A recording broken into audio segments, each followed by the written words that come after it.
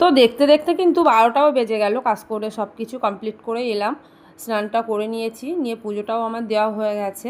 আর এখন হচ্ছে কি করব চলো তোমাদের সঙ্গে সেটাই শেয়ার করব। আজকে সেরকম বেশি কিছু রান্নার নেই, অল্প কিছুই রান্নার আছে, কারণ হচ্ছে কালকে গিয়েছিলাম একটু ঘুরতে, তার জন্য আর বেশি কিছু রান্নার নেই।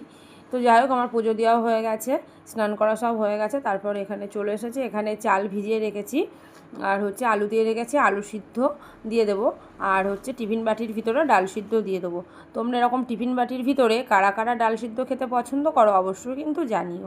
তো যাই হোক, এবার দিয়ে দেবো ডালের ভিতরে জল দিয়ে, আর হচ্ছে দিয়ে দেবো ভাতের ভিতরে সিদ্ধ হতে। তো চলো ভাতটা বসিয়ে দিই এবার।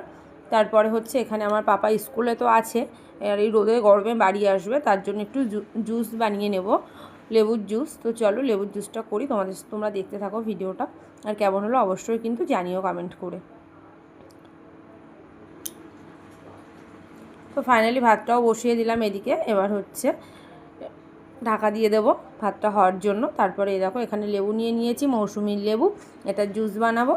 তো চলো জুসটা বানিয়ে নিই, কারণ এত রোদ গরমে বাড়ি আসছে। আর এখানে দুটো গ্লাস, একটা হচ্ছে আমার বরের আর একটা হচ্ছে আমার পাপার জন্য, কারণ এত রোদের থেকে বাড়ি আসবে তো স্কুল থেকে।